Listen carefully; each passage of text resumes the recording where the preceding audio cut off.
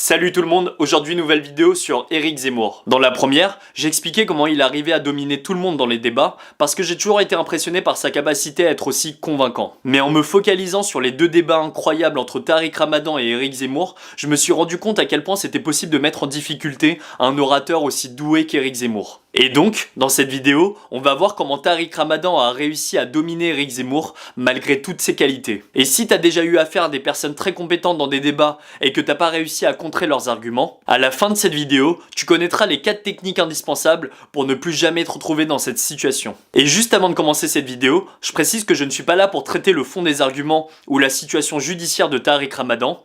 Ici, on va surtout se concentrer sur la partie stratégique d'un débat. Le but de ma vidéo n'est pas de savoir qui a objectivement raison, mais de comprendre comment être convaincant aux yeux du public, même si on peut avoir tort sur le fond.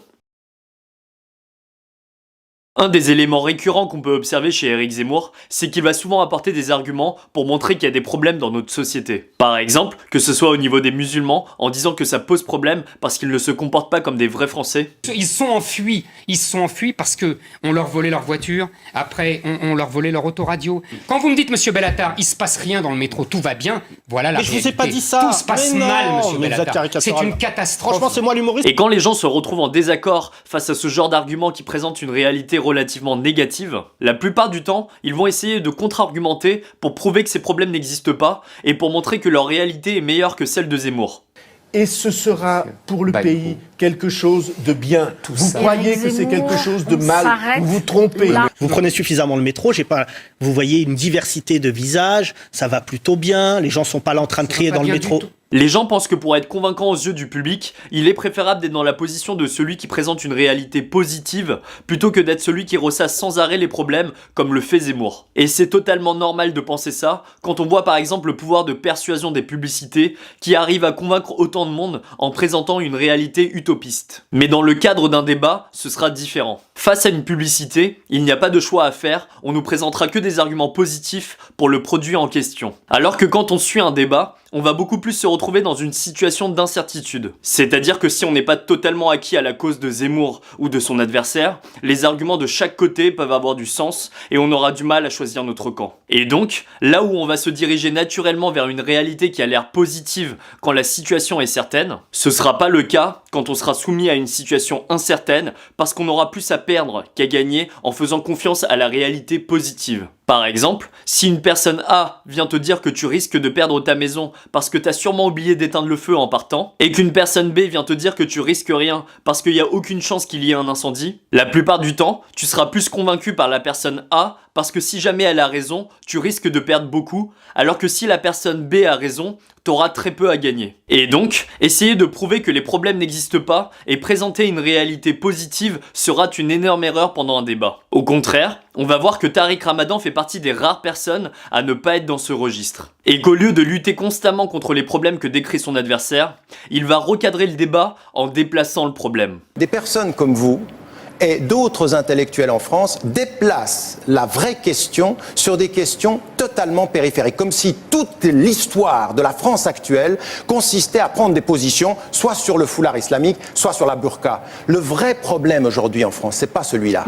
Tariq Ramadan a compris que le premier enjeu d'un débat, ce n'est pas de prouver que sa réalité est meilleure que celle de son adversaire, mais plutôt de prouver que le problème qu'il a trouvé est plus important que celui de son adversaire. Par exemple, on fera beaucoup plus confiance à un médecin qui sait bien diagnostiquer le problème qu'on a en profondeur, même s'il rentre dans un langage de médecine incompréhensible, plutôt qu'à un médecin qui nous dit juste qu'on mange trop gras et qu'on fait pas assez de sport. Et pour ça, Tariq Ramadan va soit diagnostiquer le problème sur le fond du débat, comme on a pu le voir dans l'exemple précédent, soit en le trouvant dans le discours de Zemmour. Le double problème que vous avez un double problème, c'est d'abord la compréhension que vous avez de la France et comment vous imaginez-vous la nation, et là il y a un vrai problème. Et c'est une des raisons pour lesquelles Tariq Ramadan arrive à mettre Éric Zemmour en difficulté. Mais ce sera pas suffisant pour le dominer totalement, parce qu'à ce petit jeu-là, Zemmour aura aussi son mot à dire et ne se laissera pas faire aussi facilement. Quand vous nous dites qu'il y a un problème, parce que vous dites que j'ai un problème avec la France et avec l'islam, mais vous avez un problème avec la réalité.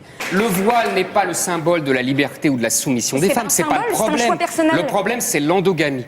Alors, à ce stade du débat, qu'est-ce qui va vraiment faire la différence entre deux excellents orateurs ?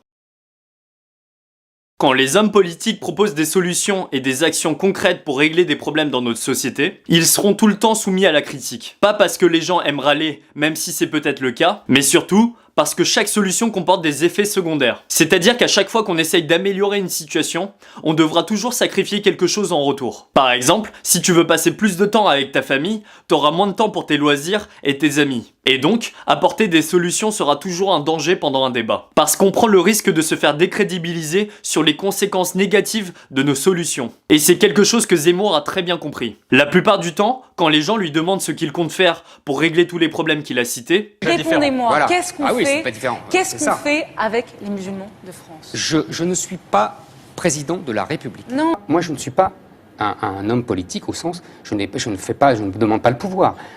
Donc je n'ai pas à dire ce que je vais faire. il n'aura pas forcément besoin de répondre et de se mettre en danger parce qu'il sait qu'il sera suffisamment convaincant en exposant uniquement des problèmes. Mais face à Tariq Ramadan, contre qui il fait jeu égal à ce niveau-là, l'issue du débat se jouera alors sur les solutions que chacun va apporter. Parce qu'un médecin qui sait diagnostiquer un problème de santé, c'est bien, mais c'est encore mieux quand il arrive à le guérir correctement. Et un médecin qui prescrit juste une boîte de Doliprane donnera toujours plus l'impression de maîtriser son sujet qu'un médecin qui ne prescrit rien du tout. Et donc, quand Tariq Ramadan demande à Zemmour les solutions qu'il compte apporter, il sera dans l'obligation de répondre sous peine de perdre le débat. Et ça va permettre à Tariq Ramadan de montrer qu'il est le patron du débat et qu'à l'image d'un juge ou d'un policier, c'est lui qui décide des questions auxquelles son adversaire doit répondre. Et surtout, ça va pousser Zemmour à commettre une erreur parce qu'il va ensuite se faire décrédibiliser sur les conséquences négatives de ses solutions. Non, pas du tout. Ça veut dire Vous êtes dans la ligne de l'UDC suisse qui dit enlever ce minaret que je ne vois pas. Absolument. Ah ouais, vous êtes pas quand même le dire que vous étiez très proche de l'extrême droite. Je suis contre les minarets. Parce que vous aimeriez que ce soit interdit dans la rue aussi? Bien sûr.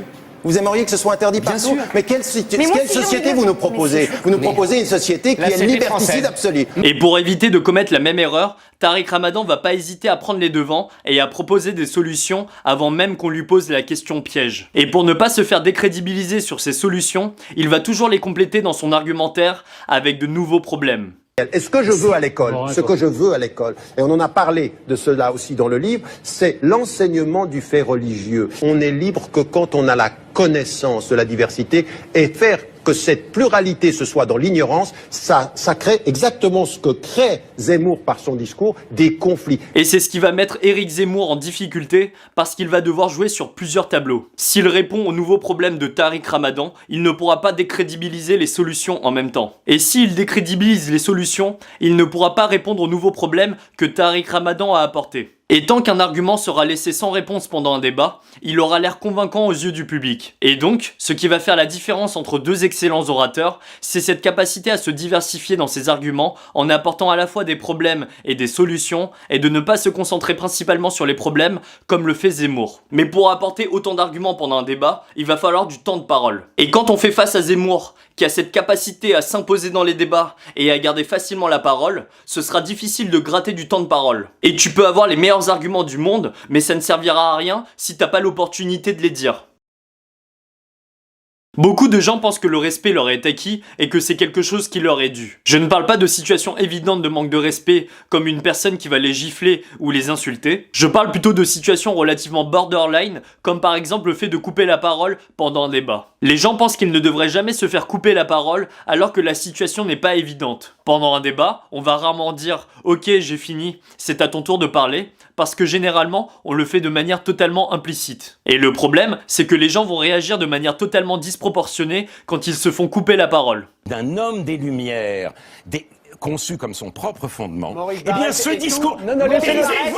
En réagissant de cette manière, il montre au public que c'est facile de les déstabiliser et qu'ils sont incapables de se faire respecter sans hausser la voix. Et qu'au lieu d'aller gagner le respect des gens comme des leaders, ils réagissent comme des enfants capricieux en pensant que le respect leur est acquis et que c'est quelque chose qui leur est dû. Et donc, face à un Zemmour qui a cette capacité à s'imposer dans les débats et à obtenir la parole facilement, Tariq Ramadan va devoir se faire respecter. Et pour ça, on va voir que quand il prend la parole, il va souvent annoncer le nombre de points dans son argumentaire.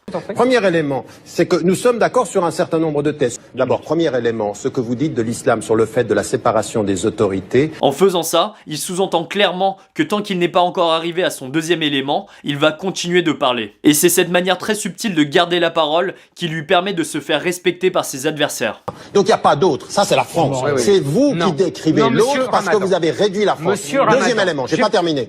Deuxième élément. Mais ce que je remarque souvent, c'est que même quand tu gagnes le respect, les gens vont toujours chercher à te déstabiliser en t'envoyant quelques pics. Alors, comment réagir face à ça ? La plupart des gens ne font pas assez attention aux sous-entendus. Et quand ils se prennent ce genre de réflexion... Et l'autre problème que vous avez, donc vous voyez, vous avez un double problème là, en l'occurrence, c'est la compréhension de l'islam. Et vous avez... Soit ils vont se défendre parce qu'ils n'aiment pas être associés à de la psychanalyse, soit ils ne vont rien dire parce qu'ils ne comprendront pas ce qui se cache derrière ce genre de réflexion. Mais dans les deux cas, ce sera une mauvaise stratégie parce qu'ils ne feront pas face aux vrais problèmes. Quand Zemmour dit que Tariq Ramadan est en train de le psychanalyser, il sous-entend qu'il l'attaque personnellement. Et donc, que ses arguments n'ont aucune valeur sur le fond du débat, et que par conséquent, il n'est pas du tout convaincant. Et c'est en comprenant ce sous-entendu que Tariq Ramadan va réussir à sortir la bonne réponse. Non, je ne vous psychanalyse pas, je vous déconstruis, ce qui est encore pire. Et qu'au lieu de se défendre ou de ne pas répondre, il va contre-attaquer en rétablissant la réalité de ses objectifs. Quand il dit qu'il est en train de le déconstruire, il montre qu'il est là pour traiter du fond du débat et qu'en aucun cas, il l'attaque personnellement. Et ça va être important de rétablir cette réalité parce que le public sera toujours plus convaincu par une personne qui traite du fond du débat plutôt qu'une personne qui est juste là pour régler des comptes personnels. Et donc, la prochaine fois que tu feras face à ce genre de réflexion, demande-toi ce qui se cache derrière. Et si le sous-entendu met à mal tes objectifs, n'hésite pas à rétablir la réalité. Et pour ça, il faut que tu sois clair avec tes objectifs. Est-ce que t'es là pour régler des comptes personnels parce que t'aimes pas ton adversaire? Ou est-ce que t'es là pour traiter du fond du débat? Merci d'avoir été avec moi jusqu'au bout de cette vidéo. Il me reste encore pas mal de contenu que j'ai pas mis dans la vidéo pour éviter de la sortir dans 3 mois. Et donc si tu veux recevoir ce contenu exclusif, je t'ai laissé un lien dans la description pour que tu puisses me laisser ton adresse mail. À bientôt.